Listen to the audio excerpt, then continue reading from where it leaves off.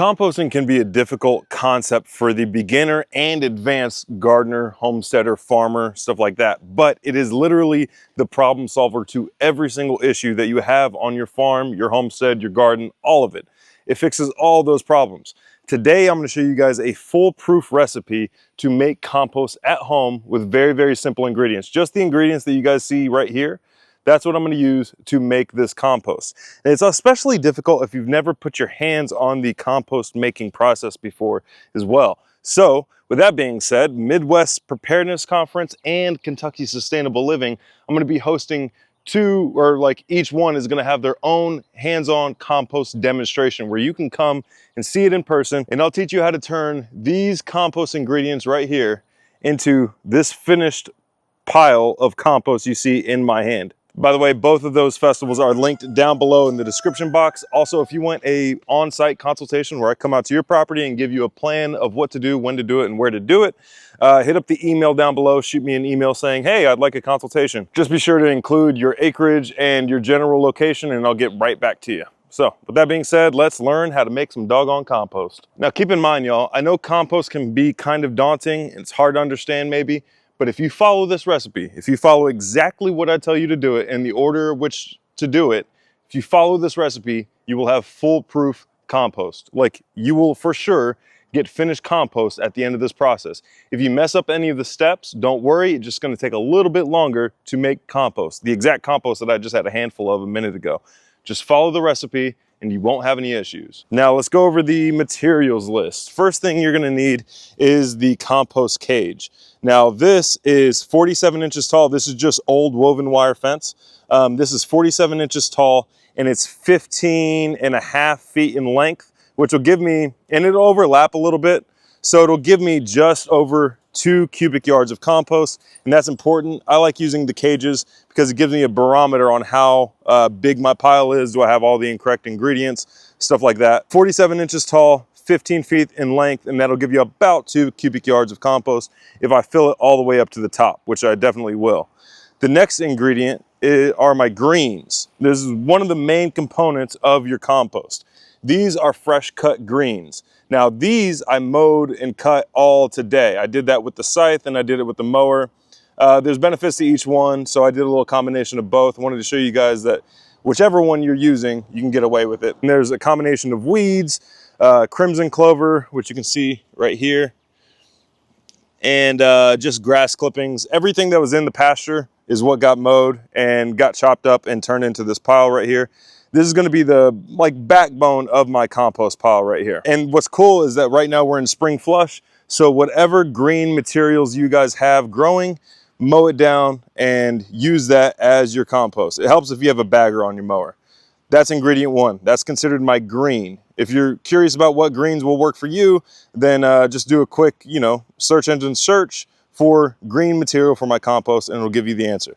There's a green material. Now we're gonna skip over to the browns, and I have a combination of browns right here. I have a compressed bale of straw that I'm soaking right now because I need to rehydrate. I don't need to do that with my greens because right now they're at the perfect moisture level because they're fresh cut. They're at a 50% moisture level, and I'm trying to bring this straw up to a 50% moisture level as well. And then there's another compressed straw bale that is dry right now. And then I also saw that Tractor Supply is selling fine wood chips now, so I'm going to throw some of that in there, just one bag. And then I have a bale of hay right here. I'm going to be using that as well. You can use straw, you can use hay, you can use a limited amount of wood chips, depends on what you're wanting your final product to be used for. Tree mulch, this is perfect. Garden compost, less so, but even this size is going to be perfect. It's smaller than wood chips, but bigger than sawdust, and that's important. Sawdust will just cake and the center of it will go anaerobic. Another example of browns are these leaves right here that I mowed up, or I dug up, put them in this bag or in this trash can, and then I laid them on the ground, and then I ran over them with my mower just to chop them up a little bit. Otherwise, you run the risk of it creating a solid, dense layer and not really incorporating with the rest of the compost. So that's the benefit of mowing it. If you can't mow it for whatever reason, then it's fine. You can still use brown dried leaves. So there's that. Now my third ingredient is cow manure. Right here I have 1, 2, 3, 4, 5, 6, 7, 8, 9 buckets of cow manure. And you notice that I have them soaking because some of these cow patties were actually dry and dehydrated and completely like crunchy. So I'm rehydrating them right now in these buckets.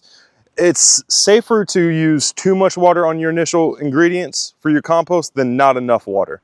So keep that in mind. But I don't own cows. So what I did was ask a local farmer, hey, do you give your cows anything? He said no. And I said, do you mind if I come out and, you know, scoop up some cow manure? I'm making compost. And he said, not a problem. So that is the ingredients list.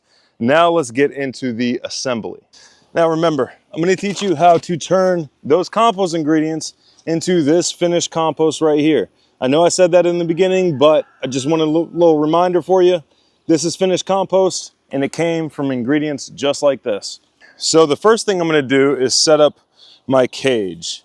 I want it to overlap a little bit, just enough so I can get this to stay together. And the way I get it to stay together, you can use zip ties, you can use whatever you want. I just use a pair of channel locks to twist the vertical lines together, and that holds it pretty doggone well. Now, the first thing I'm going to do after that is wet this down. I'm going to wet the ground down quite a bit because I don't want it robbing any of the moisture from the rehydrated ingredients that I just used, or just rehydrated. Now you might be wondering, like, what about the city water? I have a chlorine and fluoride filter on this hose, so there shouldn't be any issues from the city contaminants that they intentionally put in the water. And I suggest doing that if you're on city water, because all of those things are gonna inhibit the decomposition process, which is the opposite we want. So first thing I'm gonna do is line the bottom with a carbon layer. This is that compressed bale of straw that I was showing you earlier. It's been sitting in this water rehydrating, and that's what I'm going to line the bottom of this with. And as I do so, I'm going to shake it out, and if there's any clumps, I'm going to do my best to break it up, because those clumps are going to create anaerobic spots in the compost. Now, this is an aerobic method of composting. Why are we favoring an aerobic method? Because all of your bad guys, all the bad bacteria, the disease, and all that stuff, fungi as well, are all anaerobic. None of them are the aerobic good guys. So whenever you hear aerobic, think good guys. Whenever you hear anaerobic, think bad guys. Now this should also raise some questions about that whole Jadam method of making anaerobic teas and whatnot. I have no doubt it works because it's like directly adding the nutrients the plant needs, but it doesn't really favor the good guys at all. So that's why it just doesn't quite make sense to me. Not saying it doesn't work, not saying it doesn't provide good results. It's just what I'm doing here is going to be a permanent fix. The Jadam method, you get stuck in that nutrient cycling loop where you are directly involved. Same thing with like any of the Khyber-Bosch method of nitrogen fertilizers, or salt-based fertilizers, or petroleum-based fertilizers. All that stuff gets you stuck in a loop of continuously using them next year and the year after that and the year after that. Otherwise, you won't have good results because there's no nutrients and there's no microbes for you to rely on in the soil, because all those kill the microbes in the soil. What I'm doing here is basically farming the good guys. I'm farming the beneficial microbes, and I'm going to do it in record time using this method. But I'm basically creating all of the good guys. I'm providing them with a good habitat and stuff like that for them to procreate, reproduce, and like expand their numbers. Now, instead of this straw, you could also use like animal bedding, like used animal bedding. That way your nitrogen is already attached to your carbon if you wanted to. It's not necessary, but it's definitely an alternative if you have it, which I do, but I'm assuming maybe there's like a gardener or something like that that doesn't have animal bedding. So I'm doing it this method with all store-bought carbon. You can see it up close right here, right now. I went, maybe the center is higher than the outside a little bit, but I went up to about the second square of that woven wire fence. And now I'm about to add the greens to this. Now remember, these were fresh cut. I don't need to rehydrate them. But if these were dry, like if I had having them like sit out for a couple of days, just trying to like acquire all my compost ingredients, then I would try to rehydrate them in the similar way that I did with this wheelbarrow. And that's just putting your material in the wheelbarrow, letting it sit overnight, drain off the excess, and then using what's left as my compost ingredient. Make sure I get in the edges. And like I was saying earlier, you might be still puzzled by that comment I made at the beginning about compost being able to solve all of your farm's problems. First of all, weeds can't grow in good soil. Think of it this way. When's the last time you've seen weeds in an old growth forest? If you did, then it's not an old growth forest, but an old growth forest has very good, awesome, complete soil in it, right? Because this took so much time in just decomposition and leaves falling, things dying, them breaking down on the forest floor, developing that fungi, stuff like that. So that's the example we're using for everything else. What else does it do? It outcompetes and it doesn't provide a home for all of the disease-causing bacteria. You'll notice like pink eye is reduced in your cows. You'll notice bloat is reduced in your cows. You'll notice that you'll be able to like regraze them on a particular paddock sooner because there's increased growth and stuff like that. Also, your plants are going to grow 10 times better. There's an example of ZZ Farm down in South Africa, and they produce tomatoes for South Africa. They went from having like a very low percentage of grade A tomatoes, ones that you can sell as like whole tomatoes, to having like almost 100% grade A tomatoes by using properly made compost. So the microbes, I'm gonna do this while real quick, I'm gonna add my manure to the top of this. I'm gonna do 3 buckets to the top of this, but I'm gonna continue on telling you about the benefits of compost. So 3 buckets of manure on top of this. Don't drain the manure, don't worry about it. Just add it directly to the greens and then spread it out.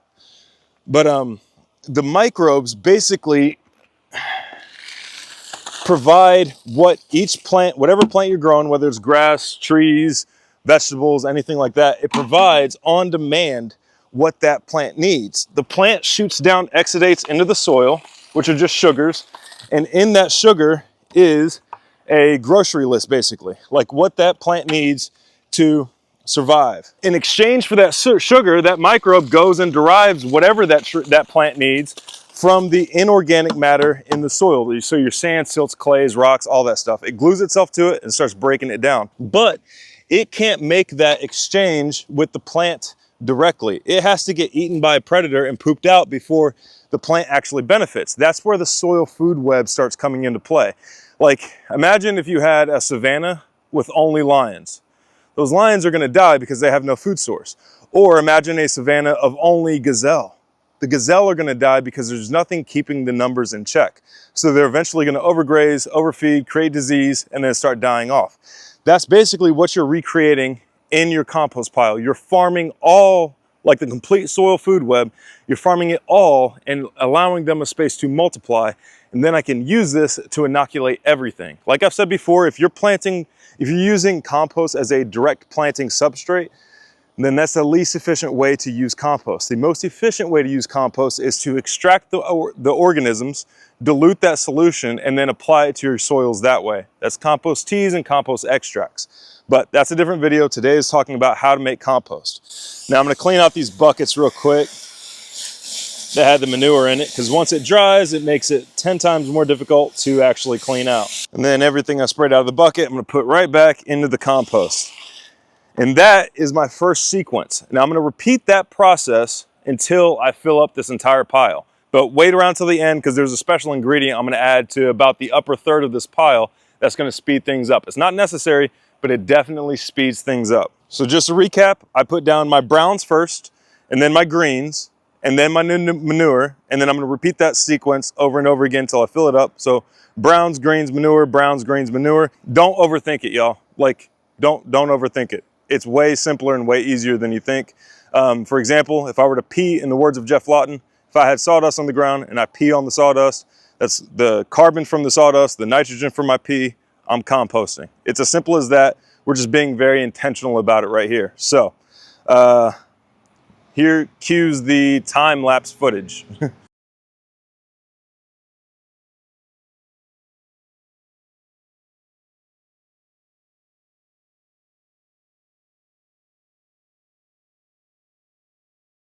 All right, so now the secret ingredient, if you have it, then you can add any finished compost you have to this cage. This is going to help inoculate this whole pile faster with microbes than if it was just by itself. It's not necessary. You don't have to add finished compost, but it definitely helps. And the reason I'm adding it to the top is because whenever I water this down again at the end, all those beneficial microbes are basically going to strip off and then soak down into the pile. So finished compost is the secret ingredient. It's kind of like the mother to vinegar, or like the SCOBY to kombucha. You're inoculating this pile with existing microbes instead of creating it all from the beginning and waiting a little bit longer. This just speeds things up a little bit. And now, since I put that compost right on top of the carbon, the next layer is my green layer. And I'm going to use up the rest of this, and then this should complete the green layer, and then I'll do one last layer of manure, and then I'm going to have a carbon cap. So remember, I have a carbon bottom. I put my carbon down first, and I'm going to put my carbon down last. So that way any nitrogen that's being leaked from the greens gets caught up in that carbon material, which is your browns. And now I'm on my last layer. This is the carbon cap. And I'm gonna go pretty heavy, and I'm gonna actually kind of mount it up over the top lip of this cage right here. The reason for that is that as this thing sits, and we'll get into this near the end of the video, but as this thing sits, it's gonna sink down quite a bit.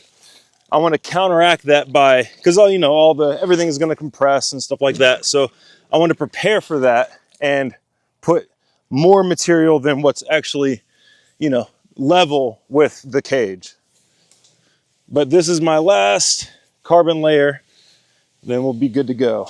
Now, also, you might be thinking, man, this process takes a lot of water, and it does at first, but it's well worth it. And if I've watered everything correctly, and if I follow all these steps and do everything correctly, and if I use practices that'll try to, like, keeping it in the shade will reduce the amount of moisture that's lost. Putting a tarp over it will also reduce the amount of moisture that's lost. And as long as I follow those steps, unless it's super special circumstances, I'm gonna add all the water I need here at the beginning. I should not have to add any more water after this thing is completed and built. Also, I should add that soil testing is going to be like biological soil testing. I'm about to open that up here pretty soon. So I'll be able to take your guys' samples, get a biological test, get a reading on it, and tell you where you're at and what you need to do to make your soil a little bit better. Also, you can send me subsequent ones later down the line, and we can track your progress, make sure everything is going in the correct direction. So stay tuned, watch out for future updates. This week I'm gonna be announcing it, just not entirely sure which day just yet. Now the only thing left to do here is cover it with the tarp and wait. So here's the order of operations after this point. So I made it here today on Monday. I'm gonna wait 4 days. I'm gonna let it rest for 4 days. So Monday, Tuesday, Wednesday, Thursday. On Thursday, I'm gonna flip this pile, just top out. I'm gonna take the cage off first, and then I'm gonna reassemble it to the side, and the top is gonna go to the bottom, and it basically just reverse order. I'm gonna flip the compost again, and that's on the 4th day. Now, every day after that, so every other day, so if I flip on Thursday, I'm gonna flip it again on Saturday. And then after Saturday, that next Monday. And then after Monday, the Wednesday. And I'm gonna do that for 18 days. And then after that, this compost is finished. This is kind of like the Berkeley method of composting, the Berkeley 18-day method of composting. It's similar to that, but not quite. The only thing I need to do now is cover it with the tarp and then let it sit for 4 days. Now, you can turn this into this finished compost within that amount of time, plus maybe a little bit longer. And if you do anything wrong here, it's just gonna take just a little bit longer. It doesn't mean your compost is ruined. It doesn't mean you can't fix it. It just means that it's gonna take a little bit longer to finish. Now, let's talk about some of the frequently asked questions and stuff like that. How long do I need to let my compost rest before I can use it after it's finished?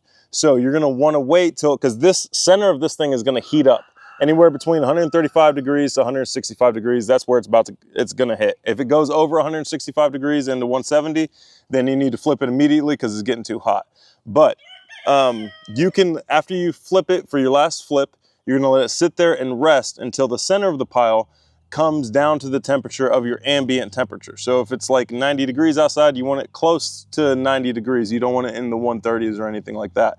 Once it's come down to ambient temperature, then you know you started growing your fungi, which is what most people are missing in their gardens, in their food forests, in their orchards, in their pastures, is the fungi element. Everybody focuses on bacteria.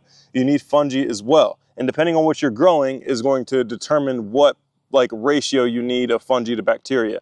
The closer you get to like old growth forest, the more fungi you're gonna need, like 10,000 to 1 bacteria.